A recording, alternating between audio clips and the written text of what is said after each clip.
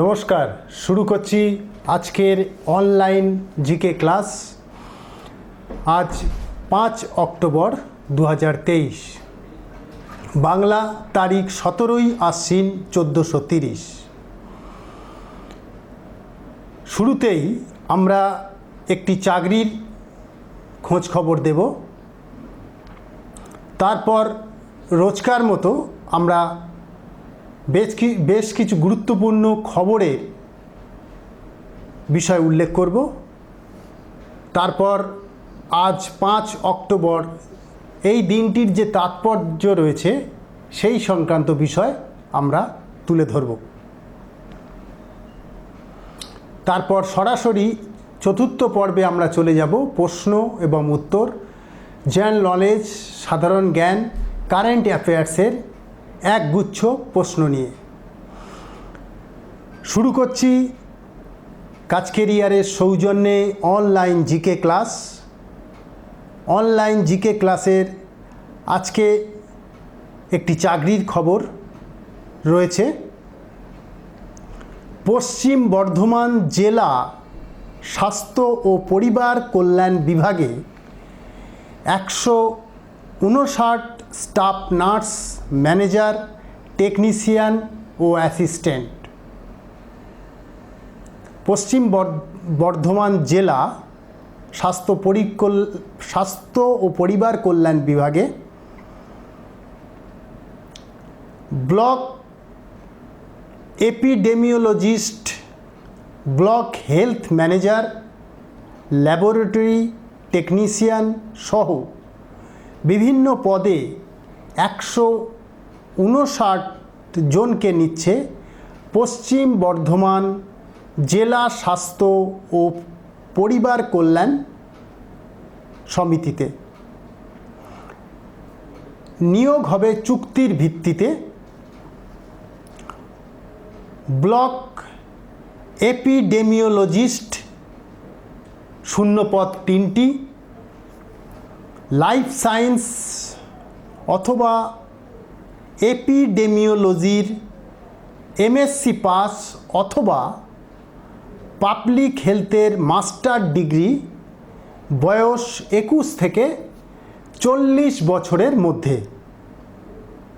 এক্ষেত্রে পারিশ্রমিক 35,000 টাকা। ব্লক পাবলিক হেলথ ম্যানেজার পদ, এক্ষেত্রে শূন্যপদ 3টি, লাইফ সায়েন্সের বিএসসি পাসরা ম্যানেজমেন্টের পোস্ট গ্র্যাজুয়েট ডিগ্রি অথবা ডিপ্লোমাধারী। বয়স 21 থেকে 40 বছর। পারিশ্রমিক 35,000 টাকা। ল্যাবরেটরি টেকনিশিয়ান পদ, শূন্য পদের সংখ্যা 6টি। ফিজিক্স, কেমিস্ট্রি, ম্যাথমেটিক্স / বায়োলজি বিষয় নিয়ে উচ্চ মাধ্যমিক পাস ও মেডিকেল ল্যাবরেটরি টেকনোলজি অথবা ল্যাবরেটরি টেকনিক্সের ডিপ্লোমা। বয়স 19 থেকে 40 বছর।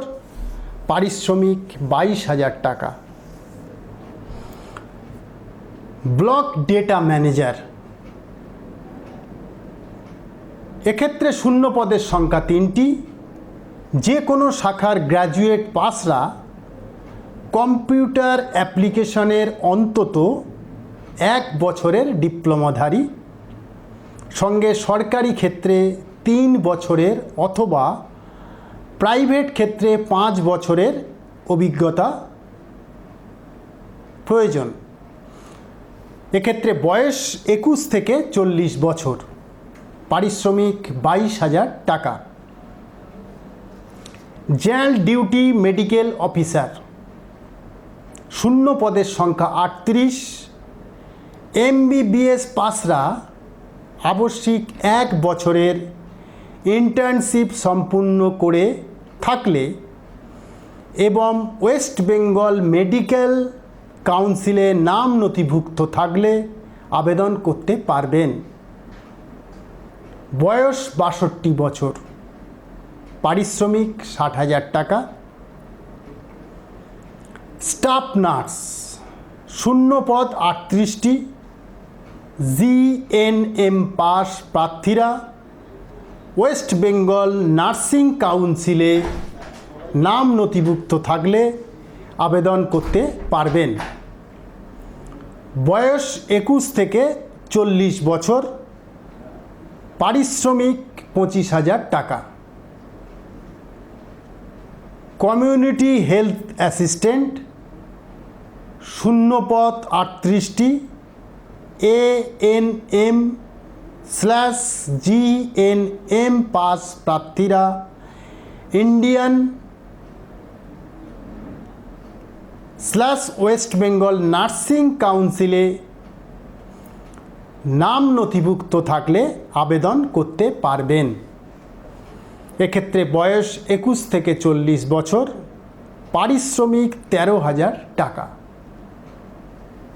স্পেশালিস্ট মেডিকেল অফিসার, শূন্য পদের সংখ্যা 20টি, MBBS ডিগ্রি ও সংশ্লিষ্ট স্পেশালিটিতে PG ডিগ্রি / ডিপ্লোমা, সঙ্গে রাজ্য মেডিকেল কাউন্সিলে নাম নথিভুক্ত থাকতে হবে। বয়স 62 বছর। কাউন্সেলর, শূন্য পদের সংখ্যা 5টি, psychology, social work, sociology, anthropology, human ডেভেলপমেন্টের গ্র্যাজুয়েট পাসরা আবেদন করতে পারবেন। বয়স হতে হবে 21 থেকে 40 বছরের মধ্যে। পারিশ্রমিক 20,000 টাকা। স্টাফ নার্স, শূন্য পদ 5টি, GNM পাসরা ওয়েস্ট বেঙ্গল নার্সিং কাউন্সিলে নাম নথিভুক্ত থাকলে আবেদন করতে পারবেন।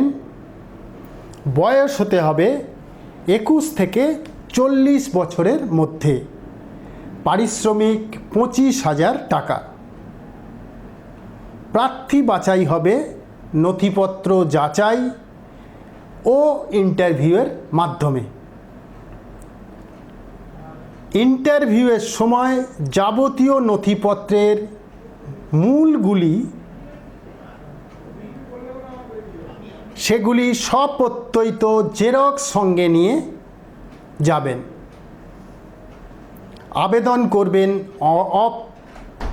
আবেদন করবেন অনলাইনে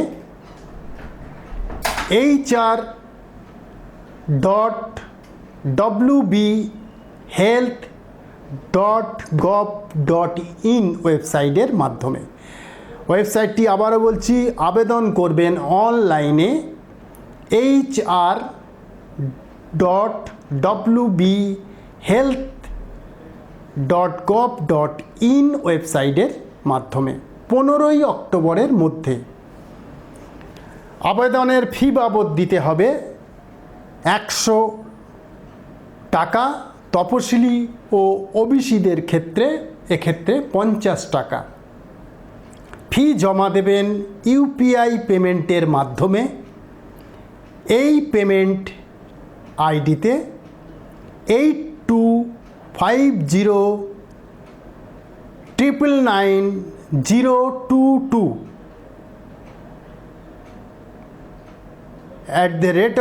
@ICICI.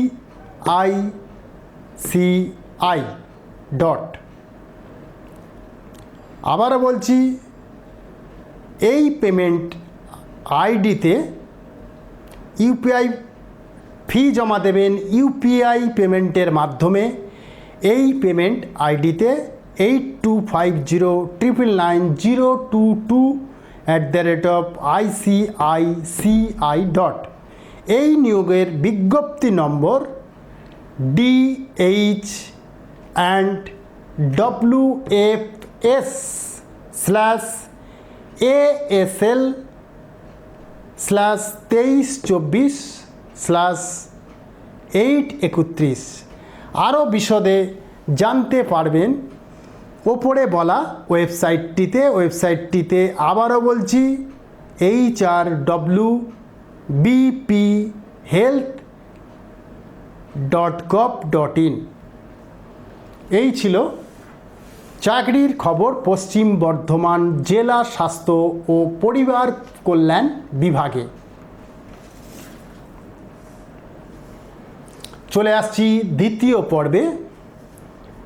আজ 5 অক্টোবর 2023, বাংলা 17ই আশ্বিন 1430। অনলাইন জিকে ক্লাসের এবারে যে পর্বটিতে আসছি বেশ কিছু গুরুত্বপূর্ণ খবরে। দেখে নেওয়া যাক আজ কি গুরুত্বপূর্ণ খবর রয়েছে। ভারতের মাটিতে শুরু হলো বিশ্বকাপ ক্রিকেট। 50 ওভারের বিশ্বকাপে মুখোমুখি গতবারের 2 ফাইনালিস্ট ইংল্যান্ড ও নিউজিল্যান্ড। আজ আহমেদাবাদে উদ্বোধনী ম্যাচে এই দুটি দল প্রতিদ্বন্দ্বিতা করছে।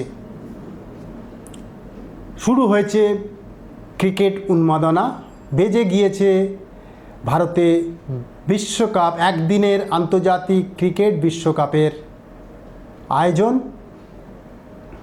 শুরু। রসায়নে নোবেল 2023 সালে রসায়নে নোবেল পুরস্কার পেলেন 3 বিজ্ঞানী, মুঙ্গি বাওয়েন্ডি, লুই ব্রস ও অ্যালেক্সেই ইয়াকিমভ। চলে আসছি পরের খবরটিতে। চীনের হাংঝাউয়ে এশিয়ান গেমসের জ্যাভলিনে সোনাজয়ী হলেন Neeraj Chopra. Olympic, diamond league ও বিশ্ব চ্যাম্পিয়নশিপের পর এশিয়াডেও সোনাজয়ী হলেন নীরজ।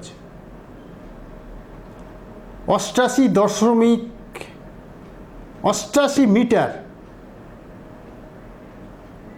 জ্যাভলিন ছুঁড়ে প্রথম হলেন নীরজ চোপড়া। এই ইভেন্টে রূপজয়ী হলেন আর এক ভারতীয় কিশোর কুমার জেনা। তিনি ছুড়লেন 87.54 মিটার। গত এশিয়াডেও সোনাজয়ী হয়েছিলেন নীরজ। আসছি পরের খবরটিতে। এশিয়ান গেমস হকির ফাইনালে ভারতীয় পুরুষ দল। সেমিফাইনালে দক্ষিণ কোরিয়াকে 5-3 গোলে পরাজিত করে ফাইনালে পৌঁছল ভারত। সোনার লড়াইয়ে হরমনপ্রীতদের সঙ্গে এবার মুখোমুখি জাপান। আসছি নেক্সট খবরটিতে। চলতি এশিয়ান গেমসে একগুচ্ছ পদক ভারতীয় ক্রীড়াবিদদের। এই মুহূর্তে 18টি সোনা, 31টি রূপো ও 32টি ব্রোঞ্জ সহ 81টি পদক নিয়ে চতুর্থ স্থান ধরে রাখল ভারত। আসছি পরের বিশেষ খবরটিতে।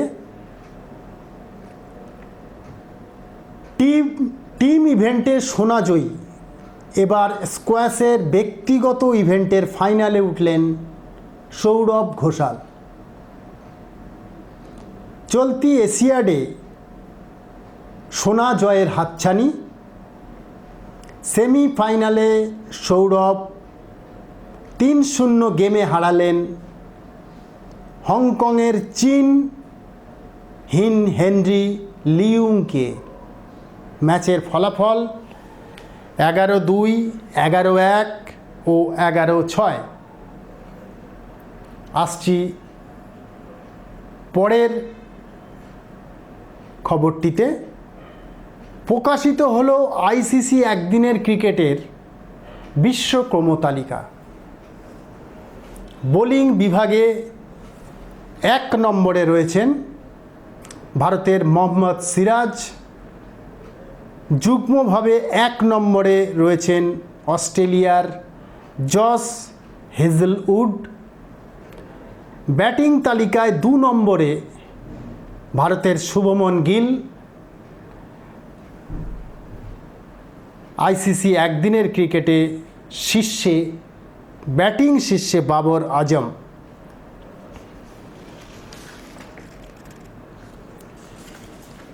কাচকেরিয়ার পত্রিকার সৌজন্যে অনলাইন জিকে ক্লাসের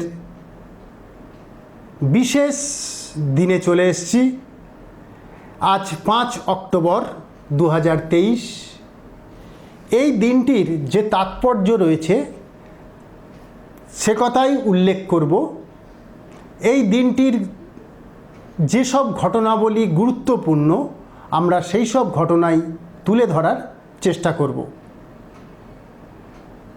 দেখে নেওয়া যাক বিশেষ দিনে ঠিক কী রয়েছে 5ই অক্টোবর এই তারিখটিতে।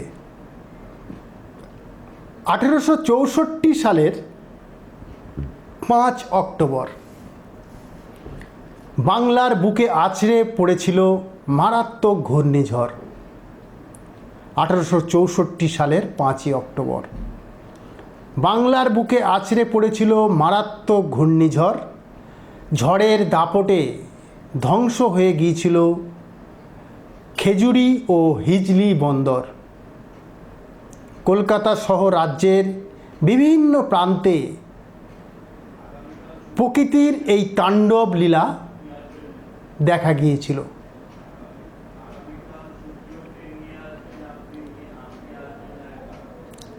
এই বিপর্যয়ে বহু ক্ষয়ক্ষতি ও প্রাণহানি ঘটে। হুগলি নদীতে জলোচ্ছ্বাস দেখা যায় 30 ফুট উচ্চতা পর্যন্ত।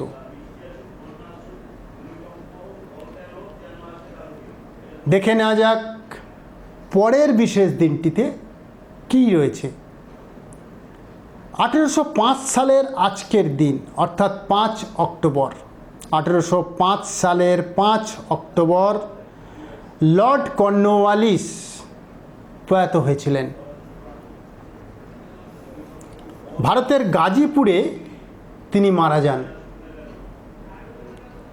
তিনি চিরস্থায়ী বন্দোবস্তের প্রবর্তক। তৃতীয় মহীশূর যুদ্ধে তিনি বীর যোদ্ধা টিপু সুলতানকে পরাজিত করেছিলেন। 1805 সালের 5ই অক্টোবর লর্ড কর্নওয়ালিসের প্রয়াণ দিবস। আসছি পরের বিশেষ দিনটিতে। 1895 সালের আজকের দিন অর্থাৎ 5ই অক্টোবর 1895 সালের হেমন্ত কুমার বসু জন্মগ্রহণ করেছিলেন। অনুশীলন সমিতির সদস্য ছিলেন হেমন্ত কুমার বসু। রাসবিহারী বোস ও বাঘা যতীনের বৈপ্লবিক কর্মকাণ্ডের সঙ্গে জড়িয়ে ছিলেন এই মানুষটি। 1895 সালের আজকের দিনে হেমন্ত কুমার বসু জন্মগ্রহণ করেন। তার জন্মদিবসে আমাদের স্মরণ ও শ্রদ্ধা। 2020 সালের 5ই অক্টোবর গায়ক অভিনেতা শক্তি ঠাকুর প্রয়াত হন। 2020 সালের 5 অক্টোবর একাধিক বাংলা সিনেমায় অনবদ্য অভিনয় করেছেন তিনি। 1976 সালে তপন সিংয়ের হারমোনিয়াম ছবিতে নেপথ্য শিল্পী হিসেবে গানের জগতেও পা রেখেছিলেন। পাশাপাশি তরুণ মজুমদারের দাদার কীর্তি ও ভালোবাসা ভালোবাসা সহ একাধিক ছবিতে অভিনয় করে সুনাম অর্জন করেছিলেন। আজ 5ই অক্টোবর তার প্রয়াণ দিবসের আমাদের স্মরণ ও শ্রদ্ধা। এই ছিল বিশেষ দিন। এবার চলে আসছি সরাসরি জিকে প্রশ্ন এবং উত্তর পর্বে। আপনারা জানেন কাচকেরিয়ার পত্রিকার সৌজন্যে অনলাইন জিকে ক্লাস আমরা মূলত তাদের জন্যই করে থাকি যারা বিভিন্ন চাকরির প্রস্তুতি নিয়ে চলেছেন, বিভিন্ন চাকরির পরীক্ষায় বসবেন বা বসছেন। তাদের কথা মাথায় রেখে আমাদের এই অনলাইন জিকে ক্লাস, আমাদের ন্যূনতম প্রয়াসে তাদের যদি সাফল্য পেতে পারেন তার জন্যই আমাদের এই প্রচেষ্টা। আর এই কাজে একটি বিশেষজ্ঞ টিম নিরলস কাজ করে থাকেন। জানিয়ে রাখি, বেশ কিছু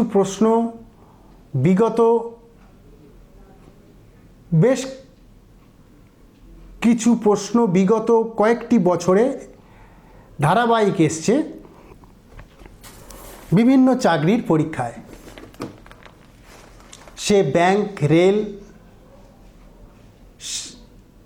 শিক্ষক নিয়োগের পরীক্ষা সহ যাবতীয় দেশ বিদেশের চাকরির পরীক্ষার ক্ষেত্রে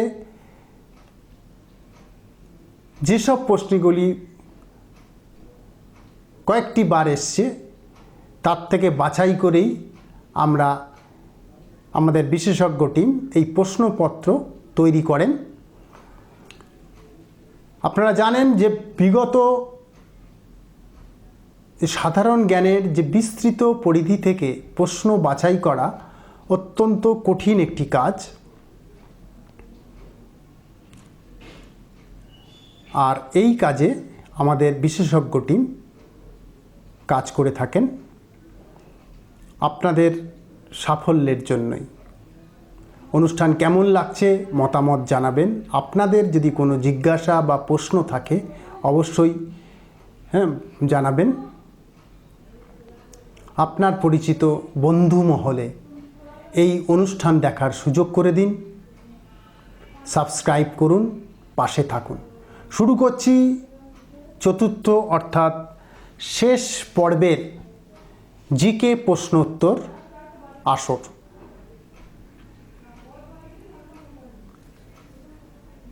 যে গুরুত্বপূর্ণ প্রশ্নগুলি আজকের এই অনুষ্ঠানে তুলে ধরছি সেগুলি বিগত কয়েকটি বছরে দু একবার এসছে। আমরা সেই সব প্রশ্নগুলোই তুলে ধরার চেষ্টা করছি। দুস্তর, এই নামটি অনেকে শুনে থাকবেন। দুস্তর আসলে কি? দয়সু দন্তু শয় তয় র, দুস্তর আসলে কি? এটাই ছিল প্রশ্ন।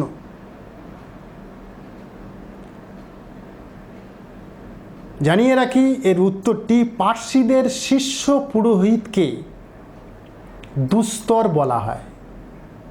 পার্সিদের যে প্রধান পুরোহিত সেই পুরোহিতকে দুস্তর নামে চিহ্নিত করা হয়। আমাদের প্রশ্নটি ছিল দুস্তর আসলে কি? পার্সিদের শীর্ষ পুরোহিত। আসছি পরের প্রশ্নে। মানবপুত্র নামে কাকে অভিহিত করা হয়? এই প্রশ্নের উত্তর অনেকেই জানেন, সবারই প্রায় জানা। এই মানবপুত্র কথাটি আমরা বিভিন্ন ক্ষেত্রে শুনেছি। আমাদের প্রশ্নটি হচ্ছে, মানবপুত্র নামে কাকে অভিহিত করা হয়?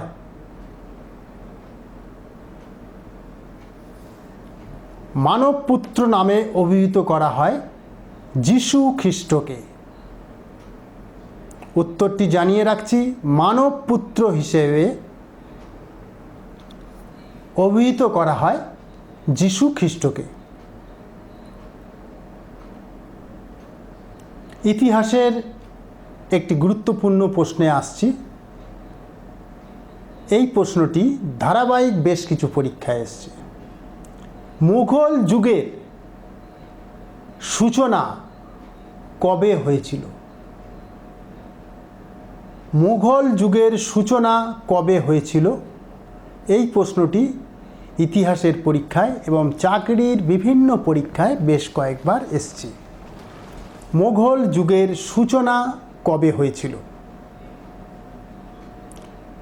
উত্তর হচ্ছে 1526 খ্রিস্টাব্দে মুঘল যুগের সূচনা হয়েছিল। ইতিহাস যারা চর্চা করেন তারা জানেন এই সময় বাবর সিংহাসনে বসেছিলেন। 1526 খ্রিস্টাব্দে মুঘল যুগের সূচনা হয়। এই খ্রিস্টাব্দেই বাবর সিংহাসন আরোহণ করে। মুঘল সম্রাট বাবর সিংহাসনে বসেছিলেন 1526 খ্রিস্টাব্দে। এই প্রশ্নটা ঘুরিয়েও আসতে পারে, বাবর সিংহাসনে কবে বসেছিলেন আর মুঘল যুগের সূচনা কবে হয়েছিল? 1526 খ্রিস্টাব্দে মুঘল যুগের সূচনা হয়েছিল এবং এই খ্রিস্টাব্দেই বাবরের সিংহাসনে আরোহণ হয়। আসছি সংবাদ মাধ্যমের একটি গুরুত্বপূর্ণ প্রশ্নে। এই প্রশ্নটিও চাকরির বেশ কিছু পরীক্ষায় কয়েকটিবার এসেছে। খুবই গুরুত্বপূর্ণ প্রশ্ন। হিকির বেঙ্গল গেজেট, এই নামটি আপনারা জানেন। সংবাদপত্র জগতের প্রবাদ প্রতিম হিকি, তার বেঙ্গল গেজেট প্রকাশ হয়েছিল। সংবাদপত্রের আদিতে সূচনা লগ্নে হিকির বেঙ্গল গেজেট প্রকাশিত হয়েছিল। এখন যেমন সংবাদ মাধ্যমের বিস্তৃত পরিধি, একটা সময় সংবাদ মাধ্যম ছিল সংকুচিত। পরবর্তী সময় থেকে এই পিরিয়ডের পর থেকে ধাপে ধাপে পরবর্তী পর্যায়ে সংবাদ মাধ্যম প্রসারিত হয়েছে বিভিন্ন ক্ষেত্রে। আমাদের প্রশ্নটি হচ্ছে, হিকির বেঙ্গল গেজেট প্রকাশ কবে হয়েছিল? হিকির বেঙ্গল গেজেট প্রকাশ হয়েছিল 1780 খ্রিস্টাব্দে। হিকির বেঙ্গল গেজেট প্রকাশিত হয়। সালটি হচ্ছে 1780 খ্রিস্টাব্দে হিকির বেঙ্গল গেজেট প্রকাশিত হয়।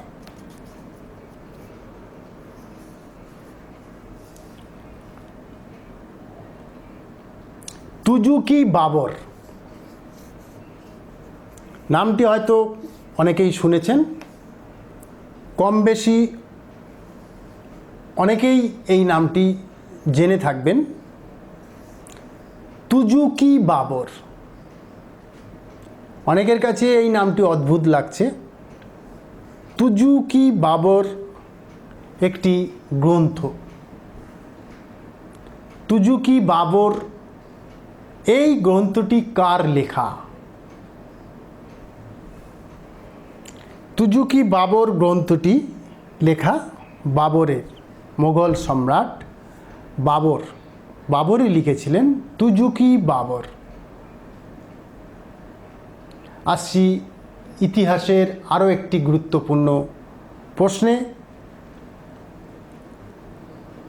বৌদ্ধ ধর্মের প্রবর্তক কে? বৌদ্ধ ধর্মের প্রবর্তক কে? এই প্রশ্নটিও খুবই গুরুত্বপূর্ণ। অনেকেই এই প্রশ্নের উত্তর জানেন। বৌদ্ধ ধর্মের প্রবর্তক হলেন গৌতম বুদ্ধ। বৌদ্ধ ধর্মের প্রবর্তক হলেন গৌতম বুদ্ধ। আসছি পরের প্রশ্নে। কাচকেরিয়ার পত্রিকার সৌজন্যে বজ্রযান নামটি শুনেছেন। বজ্রযান সাধক একটি গ্রন্থ। বজ্রযান সাধক একটি গ্রন্থ। এই গ্রন্থটির রচয়িতা কে? সরাসরি প্রশ্নে আসছি, বজ্রযান সাধক গ্রন্থের রচয়িতা কে?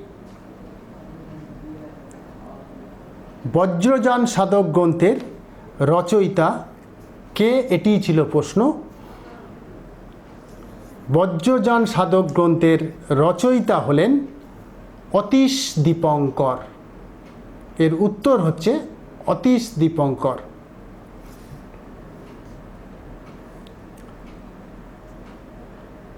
বজ্রযান সাধক গ্রন্থের রচয়িতা হলেন অতীশ দীপঙ্কর। আসছি পরের প্রশ্নে। এই প্রশ্নটিও ইতিহাসের একটি গুরুত্বপূর্ণ প্রশ্ন।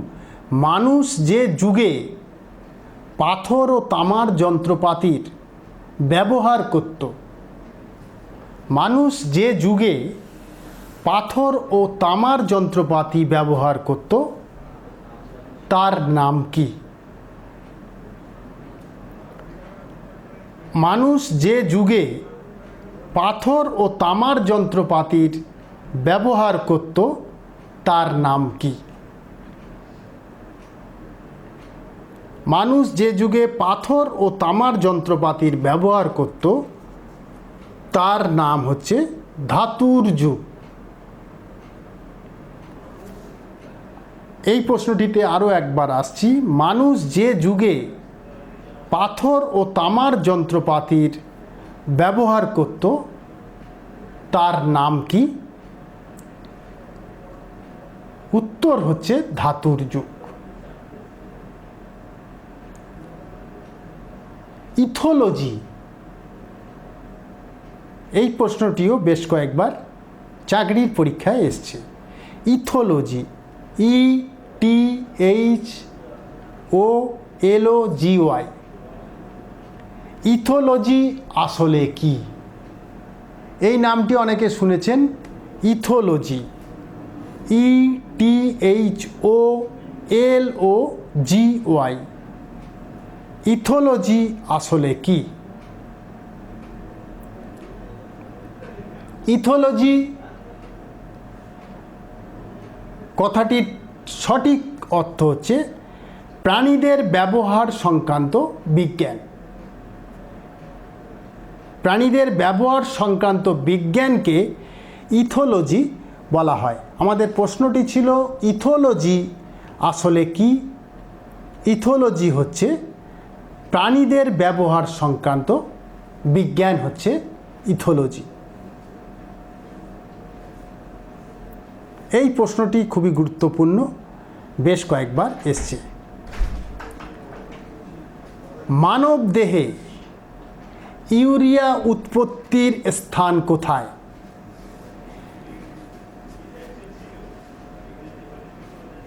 অনলাইন জিকে ক্লাসের প্রায় শেষ লগ্নে রয়েছি আমরা। আর একটি প্রশ্ন দিয়েই আজকের অনুষ্ঠান শেষ করব।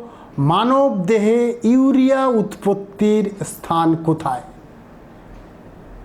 জীবন বিজ্ঞানের একটি গুরুত্বপূর্ণ প্রশ্ন, বেশ কয়েকবার বিভিন্ন চাকরির পরীক্ষা এসছে। মানব দেহে ইউরিয়া উৎপত্তির স্থান হচ্ছে যকৃতে।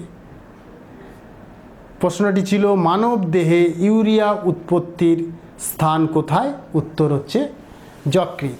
আর এই প্রশ্নের সাথে সাথেই শেষ করছি আজকের অনলাইন জিকে ক্লাস। অনুষ্ঠান দেখুন, সাবস্ক্রাইব করুন। নমস্কার।